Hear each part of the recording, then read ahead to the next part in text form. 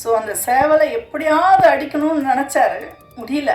கடைசியில் முடித்தார், ஆனால் அவரும் முடிச்சிட்டுக்காரு. ஸோ அந்த சனிக்கிழமை போனதுனால அந்த சேவலை எடுத்துகிட்டு போயிடுவாங்க. ஸோ அந்த சோல் வந்து அந்த சேவலோடு போகிற ஒரு விஷயம் இருக்கு இல்லையா, அது ரொம்ப மனசை வந்து பாதிக்குது. ஒரு ஆத்மா வந்து அந்த கோழி கொண்டு போயிடுச்சு அப்படின்ற ஒரு இது இருக்குது. இன்னொன்று அந்த ஆர்ட் டைரக்டர் வந்து அந்த ஒரு கோழி குஞ்சு வந்து இயற்கையாகவே இல்லாமல் செயற்கையாக பண்ணார். அந்த முட்டைக்குள்ளே ஒரு கோழிக்குள்ளலாம் வச்சு அதுக்கு எவ்வளோ வேலை பண்ணாங்கன்றது. ஏன்னா 4 days பிளான் பண்ணுது, ஆனால் 6 days ஆகிடுச்சு. ஏன்னா இந்த சவுண்டு ஆர்ட்டு எல்லாமே டைம் எடுத்து 6 days ஆகிடுச்சு. அதுக்கப்புறம் அந்த கோழி குஞ்சு கத்துறது, அதாவது வாழ்க்கையே போனதுக்கப்புறம் ஒரு சந்தோஷம் வரும் இல்லையா, அந்த விஷயங்கள்லாம் வந்து எனக்கு நான் பார்வையாளராக பார்க்கும்போது எனக்கு வந்து ரொம்ப நெகிழ்வாக இருக்குது அந்த விஷயங்கள்லாம். கதை வந்து இது ரிகர்சல்லாம் பண்ணி பார்த்துட்டு எனக்கு கதை ஃபோனில் தான் சொன்னார் நவீன். எனக்கு அப்பயே நான் அப்படி ரொம்ப ஓகே சொல்லிட்டேன் நான். ஸோ ரிகர்சலுக்கு டைம் எடுத்தோம். எல்லாருமே அந்த ரிகர்சலுக்கே கொஞ்சம் சிரமப்பட்டு தான். அங்கேன்னா பஸ்ஸு கிடையாது சில சமயம், திருவண்ணாமலையில் கொரோனா காலத்தில். அதெல்லாம் சிரமப்பட்டு தான் 4 நாள் வந்து ரிகர்சல் எடுத்தோம் நாங்கள். ஸோ இதில் வேலை பண்ண எல்லாருமே வந்து ஹார்ட் ஒர்க் பண்ணாங்க செட்டில். ஸோ அது எல்லோரும் இருந்தவங்களுக்கு எல்லாருக்கும் தெரியும். ஸோ எனக்கு ரொம்ப ஹாப்பியாக இருக்குது. இந்த கதையில் வந்து எனக்கும் இந்த கதை பாத்திரத்தை நான் நடிச்சிருக்கேன்னு நான் பார்வையால் தான் பார்க்குறேன், ஏன்னா நான் பார்க்கல. ஸோ இந்த கேரக்டர் இவ்வளோ வெயிட்டாக இருக்குது அப்படின்னு சொல்லிட்டு. ஸோ தேங்க்ஸ் நவீன், ரொம்ப தேங்க்ஸ். ஒர்க் பண்ண அனைவருக்கும் நன்றி. பார்வையாளருக்கும் நன்றி. தேங்க்யூ வெரி மச் அம்மா. அடுத்ததாக மெஹந்தியா சர்க்கஸில் ஆரம்பித்து இப்போ வரைக்குமே தொடர்ந்து நமக்கு வந்து பண்ணும்போது எனக்கு அந்த பெரிய படத்தில் இருந்து சின்ன குறும்படத்துக்கு வந்ததுக்கப்புறம் குறும்படத்தில் இவ்வளோ எஃபர்ட் இருக்குதுன்னு சொல்லி அந்த ஃபீல் அப்போ தான் பண்ணேன். ஆக்சுவலாக இந்த படத்தோட டைட்டிலுக்கும் எனக்கு ஒரு சின்ன சிங்க் இருக்கும். லிட்டில் விங்ஸ், நான் லிட்டில் தான். ஸோ அது எனக்கு ரொம்ப பிடிச்சிருந்துச்சு. அதை நான் இயக்குனர்கிட்ட சொல்லவே இல்லை. என்னோடய யூடியூப் சேனல்லையும் லிட்டில் மேன் ஷோ தான் வச்சுருக்கேன். ஸோ எல்லோரும் சொல்லுவாங்க, நார்மலாக இருக்கிறவங்க என்னை பார்த்தா எல்லோரும் கேள்விக்கிட்ட தான் பண்ணுவாங்க. நிறையா பேர் கேட்டாங்க, ஏன் உன்னோட பேர் இந்த சப்நேம் அதாவது லிட்டில் மேன் தான் வச்சுருந்தேன். நான் அதில் குள்ளமான மனிதன் சொல்லிட்டு அங்கே கிண்டல் பண்ணாங்க. அதையே என்னோட அரைமொழியாக வச்சேன். அதே மாதிரி சார் அந்த லிட்டில் விங்ஸுங்கிற நேமும் எனக்கு இதை பார்க்கும்போதே ஒரு அளவு சிங்க் ஆச்சு. என்னுடைய முதல் குறும்படமும் இயக்குனரோட முதல் படமும் இதுதான். ஃபர்ஸ்ட்லேயே நேஷ்னல் அவார்டு வாங்கிச்சு. ரொம்ப சந்தோஷம். என்னோடய குடும்பத்தில் எல்லாருமே ரொம்ப சந்தோஷப்பட்டாங்க. அதாவது நான் பெரிய படம் பண்ணப்போ கூட அவங்க அவ்வளோ சந்தோஷப்படலை. என்னுடைய முதல் குறும்படம் ஃபஸ்ட்டு பண்ணும்போது அவார்டு வாங்கியிருக்குன்னு சொல்லவுமே அவ்வளோ சந்தோஷப்பட்டாங்க. ரொம்ப நன்றி நவீன் சார் மற்றும் இயக்குனர் ராஜமுருகன் சார் அவங்களுக்கும் எல்லாத்துக்கும். இந்த டீமில் எல்லாருமே அவ்வளோ எஃபர்ட் அவ்வளோ ஹார்ட் ஒர்க் பண்ணாங்க. ஏன்னா நான் பெரிய படத்தில் பண்ணப்போ கூட எனக்கு வந்து இந்த ஃபஸ்ட்டு ரிஹர்சல்லாம் எதுவுமே கிடையாது, பண்ணதில்லை, அந்த எக்ஸ்பீரியன்ஸே கிடையாது.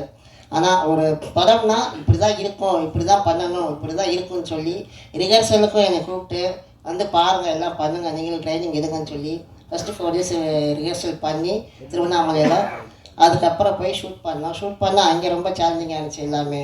ஏன்னா அங்கே காடுனால மழை திடீர்னு வெயில் அடிக்கும், எல்லாம் ரெடியாக இருப்போம், பார்த்தா கிளைமேட் உள்ளே போயிடும். அந்த சீன் பார்த்துப்பீங்க, வீட்டுக்குள்ளே இருக்கிற சீன்லாம் இருட்டுக்குள்ளே இருக்கிற மாதிரி தான் இருக்கும். ஸோ திடீர்னு பார்த்தா வெளிச்சம் ஓவராகும், திடீர்னு இதாக இருக்கும். அது ரொம்ப கஷ்டப்பட்டு எடுத்தோம். இதை விட ரொம்ப கஷ்டமான என்ன விஷயம்னா அந்த கோழியை வச்சு அதை மெயின்டைன் பண்ணி மேட்சிங் பண்ணி எடுத்தார்.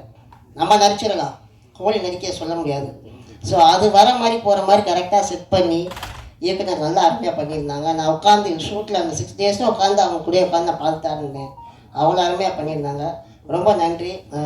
Dream various next level sir எடுத்துருக்காங்க. ஸோ ரொம்ப சந்தோஷம். படம் ரிலீஸ் ஆனதுக்கப்புறம் மிகப்பெரிய வெற்றி அடையணும்னு நான் எல்லாத்தையும் கேட்டுக்கிறேன். Thank you so much.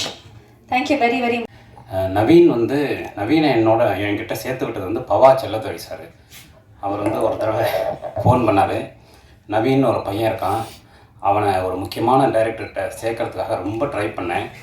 அவன் உலக சினிமா பற்றி நிறைய பேசினதுனால ஒரு உரையில் ஒரு கத்தி தான் இருக்கணும் அப்படின்னு அந்த டைரக்டர் சேர்த்துக்க மாட்டேன்ட்டார்.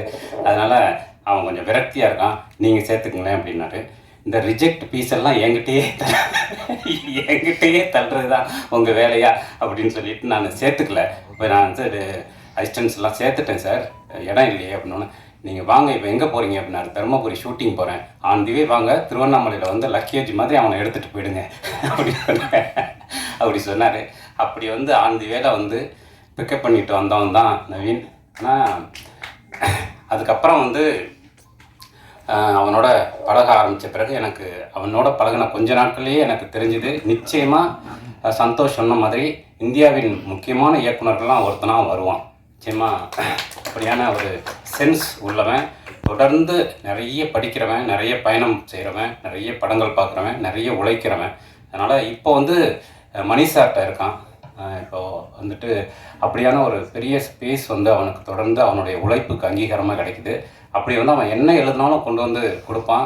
அப்படி இந்த கதை கந்தர்வனுடைய கதையை எழுதிட்டு வந்து கொடுத்த உடனேயே இது நிச்சயமாக நீ வந்து படம் பண்ணலாம், ஏன்னா இது ஒரு 20 நிமிஷம்னாலும் இது பேசுகிற விஷயம் வந்து பெரிய ஃபிலாசபியை பேசுது.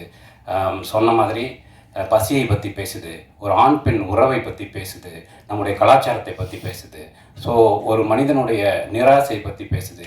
எல்லாம் முடிந்த பிறகு அவன் என்ன எடுத்துகிட்டு போக போகிறான் அப்படிங்கிற ஒரு பெரிய ஃபிலாசபியோடைய ஒரு வடிவத்தை பேசுது. ஸோ இவ்வளோ விஷயத்தை பேசுது, இது நிச்சயமாக நீ எடு அப்படின்னு சொன்னேன். அப்போ திலானி கரெக்டாக ப்ரொடியூசர் அவங்க வந்தாங்க. ஸோ அவங்களோட கோ ப்ரொடக்ஷன் பண்ணக்கூடிய ஒரு வாய்ப்பு வந்தது. காம்ரேட் டாக்கீஸ் வந்து தொடர்ச்சியாக வந்து நிறைய டாக்குமெண்ட்ரிஸ் பண்ணிகிட்ருக்கோம். என் கூட ஒரு பெரிய டீம் இருக்காங்க, சிந்தன் தோழர் உட்பட ஒரு 10 பேர் இருக்காங்க. ஸோ அவங்க நிறைய டாக்குமெண்ட்ரிஸ் எடுத்துகிட்ருக்கோம். சமீபத்தில் கூட வாச்சாத்தியை பற்றி எடுத்த டாக்குமெண்ட்ரி வந்து இன்றைக்கி மிக முக்கியமான பேசு பொருளாக இருக்குது. அந்த மாதிரி டாக்குமெண்ட்ரிஸ், ஷார்ட் ஃபிலிம்ஸ் எடுத்துகிட்ருக்கோம். அதில் முக்கியமாக இந்த லிட்டில் விங்ஸ் எடுத்தது வந்து உண்மையிலேயே நான் வந்து ரொம்ப பெருமிதமாக உணர்கிறேன். இந்த படத்தை வந்து பார்த்துட்டு உடனடியாக இதை வந்து ட்ரீம் வாரியர்ஸில் ரிலீஸ் பண்ணணும் அப்படின்னு சொல்லி பிரகாஷ் சாரும் பிரபு சாரும் சொன்னாங்க. எனக்கு வந்து பிரகாஷ் சார் வந்து ரொம்ப என்னோடய ஹார்ட்டுக்கு ரொம்ப க்ளோஸான ஒருத்தர். அடிக்கடி வந்து நாங்கள் ஃபோனில் பேசிக்கும்போது திடீர்னு கூப்பிடுவார். ஒரு முருகவேலுடைய ஒரு கதை படித்தேங்க, இந்த கதை ஃபிலிம் பண்ணால் ரொம்ப நல்லாயிருக்கும் அப்படின்னு சொல்லுவார். அந்த மாதிரி நிறைய லிட்ரேச்சர்ஸ் படிச்சுக்கிட்டே இருக்கிற ஒருத்தர் பிரகாஷ் சார். ஸோ அந்த மாதிரி ஒரு ப்ரொடியூசர் அமையிறது ரொம்ப அபூர்வம், உண்மையிலேயே அபூர்வம் இன்றைக்கி இந்திய சினிமா சூழலில். அப்படி வந்து தொடர்ச்சியாக வந்து லிட்ரேச்சரை, லைஃப்பை கரெக்டான மிக்சிங்கில் சினிமாவுக்கு கொண்டு வரணும்னு நினைக்கிறது வந்து பிரகாஷ் சார், பிரபு சார் 2 பேர்ட்டையும் இருக்கிற மிக முக்கியமான அம்சமாக பார்க்குறேன். அதனால் எப்போ இந்த படத்தை வந்து அவங்க எடுத்துக்கிறேன்னு சொன்னாங்களோ அப்போவே நான் ரொம்ப முக்கியமாக வந்து நவீனுக்கு வந்து ஒரு பெரிய ஒரு லைஃப் வந்து அதில் பிகின் ஆகும் அப்படின்னு நான் நினைக்கிறேன். ஏன்னா ட்ரீம் வாரியர்ஸ் வந்து ஒரு தொட்ட படைப்பாளிகள் எல்லாருமே ரொம்ப முக்கியமான ஒரு இடத்துக்கு வந்திருக்காங்க. ஏன்னா அப்படிப்பட்ட விஷயத்தை தான் ட்ரீம் வாரியர்ஸ் தொடர்ந்து பண்ணுவாங்க. அதனால் ஒரே நேரத்தில் இப்படியான ஒரு படைப்பை எடுத்துகிட்டு வந்ததுக்கும் நவீனுக்கு ஒரு முக்கியமான டோரை ஓப்பன் பண்ணதுக்கும் ட்ரீம் வாரியர்ஸ்க்கு தேங்க்யூ சார். ஸோ இப்படியான சூழலில் இந்த மாதிரி ஆனால் ஒரு இன்றைக்கி வந்து குளோபலைசேஷனுடைய ஒரு பெரிய ஸ்பேஸில் இன்றைக்கி உலகம் இருக்குது. இன்றைக்கி ஷார்ட் ஃபிலிம்ஸ், வெப் சீரிஸு, திரைப்படம், ஒரிஜினல் கண்டென்ட் அப்படின்னு என்ன வடிவத்தில் வந்தாலும் அது உலகம் முழுவதும் போவதற்கான ஒரு ஸ்பேஸ் வந்து இன்றைக்கி உருவாகிருக்கு. அப்படி இந்த மாதிரியான புதிய சிந்தனைகள் இன்னும் நிறைய வரணும். சந்தோஷுடைய இசை, ஒரு சூப்பரான மியூசிஷியன். நான் வந்து அவரை போய் ஸ்டுடியோவில் பார்த்தப்போ அவ்வளோ கிளாரிட்டியான மியூசிக். நிச்சயமாக சினிமாவில் உங்களுக்கு பெரிய இடம் உண்டு. அதே மாதிரி இந்த படத்தில் நடித்த அத்தனை பேரும் ஒரு அபாரமான நடிப்பை கொடுத்துருந்தாங்க. கேமராமேனு ஃபிலோ வந்து அதுதான், அவர் வந்து ஒரு படைப்பை மட்டும்தான் பார்ப்பார், சின்னது பெருசு அப்படிலாம் இல்லாமல் இன்றைக்கி இந்தியாவின் மிகப்பெரிய பட்ஜெட்டில் உருவாகக்கூடிய படங்களை செய்து கொண்டிருக்கிறவர். இந்த மாதிரியான குறும்படங்களிலும் தன்னுடைய கவனத்தை செலுத்தி புதிய படைப்பாளிகளுக்கான ஒரு ஸ்பேஸாக அவருடைய ஆஃபீஸ் இருக்குது. அவரோட ஆஃபீஸ்க்கு போனால் ஒரு பெரிய ஃபேக்ட்ரி மாதிரி இயங்கிட்டு இருக்கோம். எந்த ரூமில் எது நடக்குதுன்னே தெரியாது. திடீர்னு நான் போய் கதவை திறப்பேன், அங்கே வந்து கூலி ஷூட்டிங் போயிட்டுருக்கோம், எடிட்டிங் போயிட்டுருக்கோம். இன்னொரு கதவை திறந்தால் விஜய்க்கு வந்து ஃபைனல் கட்டு பார்த்துட்ருப்பாரு. அதில் நமக்கும் ஓரமாக ஒரு இடம் இருக்குது அப்படிங்கிறது வந்து மிகச்சிறப்பான விஷயம். அது மாதிரி இந்த மாதிரியான படைப்பாளிகளுக்கு அவர்கிட்ட எப்போவுமே ஒரு இடம் உண்டு. ஃபிலோ வந்து ரெக்கமெண்ட் பண்ணிகிட்டே இருப்பார் யாருக்காவது ஃபோன் பண்ணி.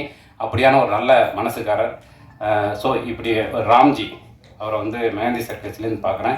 இப்படியான அழகான நல்ல படைப்பாளிகளுக்கும் நடிகர்களுக்கும் எப்போதும் ஒரு மேடையாக இந்த ட்ரீம் வாரியர்ஸ் இருக்கும்னு நான் நம்புகிறேன். Thank you very much. பத்திரிகையாளர் அத்தனை பேருக்கும் நன்றி.